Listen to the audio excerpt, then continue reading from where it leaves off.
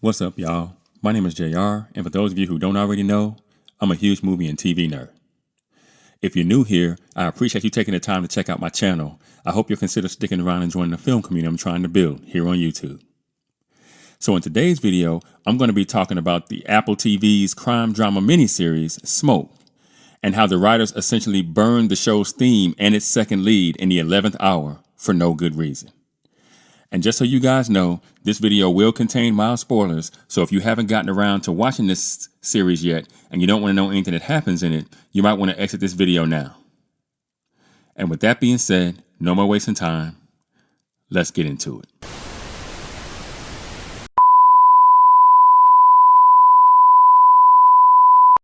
Smoke is an American-made crime drama television miniseries created by Dennis Lehane, inspired by Firebug, a podcast about the crimes of arsonist John Leonard Orr.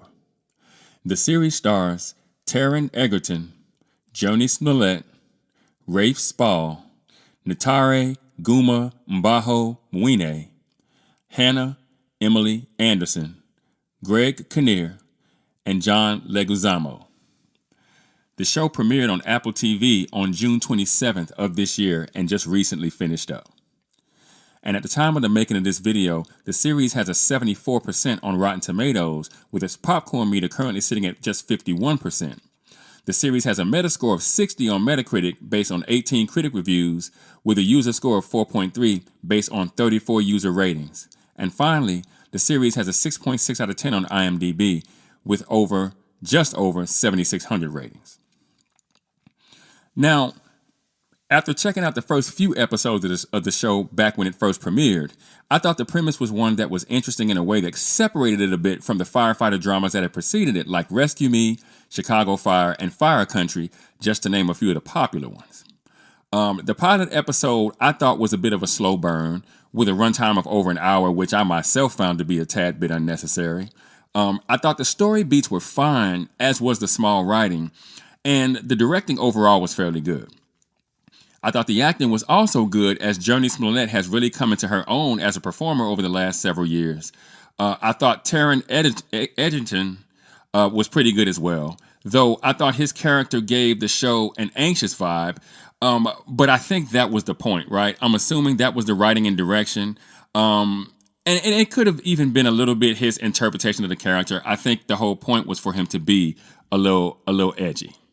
And as the story kind of crept forward, because it did move slowly, and the mystery of the DNC arsonist in Trolleytown began to slowly unfold, the writers, of course, tried to misdirect us, the audience, as was to be expected in a show like this one. What I thought made the show different was that the misdirection came mostly through Dave Goodson, the arson investigator played by Egerton himself, and the show's slow cadence as it tried best to lull us into missing important visual keys, and you do if you're not paying close enough attention. But by the end of the second episode, it became clear that despite the show offering up an antisocial, hardworking suspect early in the narrative, a suspect that's meant to be a distraction and is almost never the actual perpetrator of the crime trying to be solved. Goodson's goal of writing a book about a firefighter who is also an arsonist notwithstanding, I understood that it was likely that Goodson himself was the person starting at least some of the fires. And assuming you hadn't already, dissected the trailer for the show or researched the real-life case that the show is based on, that is. And there was lots of secondary drama to go around in this show as well, with Smollett's detective Michelle Calderone sleeping with her very married police captain, Goodson dealing with the stress of trying to help co-parent his wife's son from a previous marriage, and Freddie Fasano trying to get a promotion at his fast food job while also being offered up as an arson suspect by the writers. And these were things that I initially thought were all needed to fill out the 9 episodes that make up this miniseries. After now having watched the whole thing, we probably did not need 9 episodes. Now, in the penultimate episode of this should-be miniseries, Michelle Calderone, played by Smollett, visited a Captain Burke, her very married superior, who she also had been having an affair with previously, while his kids and wife were out of town. One thing led to another, and Captain Burke decided to try to revisit their previous arrangement, but was rebuffed by Calderone. But it was what happened next that I found to be near screenwriter malpractice. Their conversation quickly turned into an argument about the course of their relationship, and in an episode of rage, Calderone punched Captain Burke in the throat, accidentally injuring him. But instead of helping him in his moment of need, as he lay there on the floor, helpless, she just stood there until he finally succumbed to his injuries and died right there on the floor in front of her. And then, to add absolute insult to injury, after the benefit of a few moments to think things through, she had the nerve to bleach the area and set that man's house on fire. After spending the entirety of the series claiming the moral high ground in her awkward professional relationship with arson investigator and arson suspect Dave Goodson, played by Edgerton. Now, Calderone burned her police captain's house to the ground after placing a pair of Goodson's plastic gloves inside the house to frame him for the arson, a fire that not only burned down a house in a fully suburban neighborhood, but that nearly burned down the entire forest behind that neighborhood. And the thing that made me sick to my stomach was that she used the fire to arrest Goodson for the fires she and her investigative team believed he had committed, but could not yet prove. And then, after that, she zipped his ass in the burning forest behind said neighborhood for trying to kill her via car crash. And I won't lie, that scene was kind of lit, no pun intended. Beautifully shot.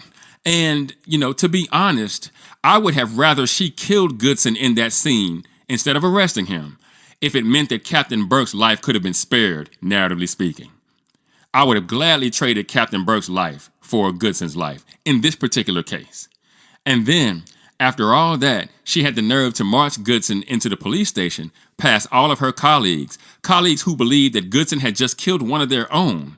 And she sat him in an interrogation room and she pressed him until she finally got additional evidence from Esposito and Hudson that could be used to finally secure what we assume will be a conviction.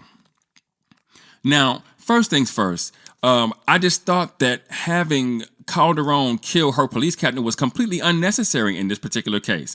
For those of you who feel like complex characters are good in shows like this, I tend to agree. But Calderone's character was already plenty complex. She was sleeping with her immediate supervisor, and she was struggling with the trauma of having been trapped in a fire set by her very own mother when she was a child. But the idea of her committing arson while chasing an arsonist, an arson that also included a homicide, was just a bridge too far for me, because it was the one thing that changed the anti-hero of our story into a full-fledged villain, right? And by doing that, they made her someone that you no longer wanted to see win. The whole time I was watching this show, I was like, I can't wait till she catch this smug son of a bitch, right? This motherfucker think he's smarter than everybody. Get him, Jesse. Not Jesse, but get her, Michelle, get him, right? Get him. So when she's sitting in this interrogation room in the final major scene, in what could prove to be the very last episode we ever see in this should-be miniseries, you're left with an emptiness that comes from a feeling that only one of the bad guys is truly getting what they deserve. Especially because she'll probably get like a commendation and all types of shit. Now, what I think the writers could have done instead, I would have much rather seen Calderone simply be smart enough and patient enough to catch Goodson the old-fashioned way. Because think about this. By the time Goodson was arrested and sat down in the interrogation room, her team had found the clothes that he used to set fires in the glove box of his totaled car at the impound lot anyway. So why have Calderone go through all the trouble of killing a man whose only fault was that he couldn't stay faithful to his wife, a man she assisted in his infidelity? If the writers had been willing to wait just one more episode, Goodson could have been brought to justice the old-fashioned way, and Calderone's hands could have remained relatively clean. And we all could have watched the season cut to black feeling good about what we just watched. And I know there'll be some of you who will point out the narrative irony of her being victim of an arsonist, in her mother, and then becoming an arsonist herself, making her no better than the very mother she fought so hard to keep incarcerated, despite her brother's objection, after what had been done to her when she was a child. But I contend that in the grand scheme of things, it was much more important to keep Calderone on the right side of the fence from a moral standpoint in this particular case, because she also has the position as the show's moral authority, right? We see Goodson as the bad guy, and we see Calderone as the person who will bring him to justice. So she can be complicated, just like all the other good guys on this show were. If you think about it, all the people who were running Goodson down had issues. All of them did. None of them were perfect. But she can't be Calderone, and when I mean by she, Calderone can't be an arsonist and a murderer. That makes her much, much, much too much like the very evil she's trying so hard to vanquish. Now, overall, I would give this show a 60%, or a 6.0 if you're thinking IMDb score. Overall, I thought this show turned out to be just okay. And I'm going to let you guys know, I'm going to be honest here, I reserve the right to circle back and absolutely trash this show even harder if it doesn't get renewed. Because if this is the end of Smoke, then the decision that the writers made as it pertains to the end of Calderone's character arc will play even worse than it already does. Because it'll be the last we ever get to see of her. If the show gets renewed, then maybe, in season 2, she gets what's coming to her, and you kind of go, okay, it took a little longer than I would have liked, but okay, fine. Right? The writer literally set the show's main theme on fire, and they've irrevocably destroyed Calderone's character to boot. Because on its face, if Dave Goodson deserved to go to jail for all the wrong he had done, and let's be absolutely clear, he did. He was a trash human being. But then so does Calderone. And in the best of circumstances, say if the show does manage to get renewed for a second season, nothing, and I mean nothing, will be made right until said show rights the wrongs, and Calderone meets the same fate as the very man she hunted for the entirety of season 1. The writers took what I would describe as an anti-hero in Calderone, and they turned her into a full-fledged villain. I mean, straight no chaser.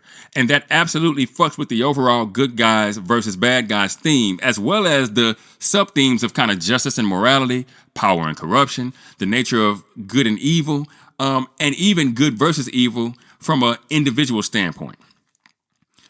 I always tell you guys, when you write the first season of any show, you have to do so with the understanding that you might not get a second season.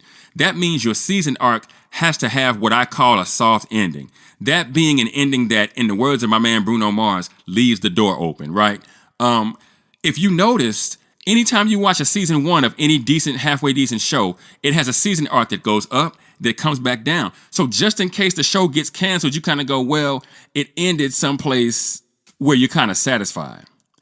And you have to keep in mind, and you have to keep that in mind for your characters as well. And you have to chart a course for them that maintains their individual integrity. And here is where I believe the writers failed Michelle Calderone so very badly. Now, Apple TV can be a bit of a mixed bag when it comes to their original content, in my opinion. And this show continues in that vein, and I personally think that the show will be canceled unless Apple just decides to power through.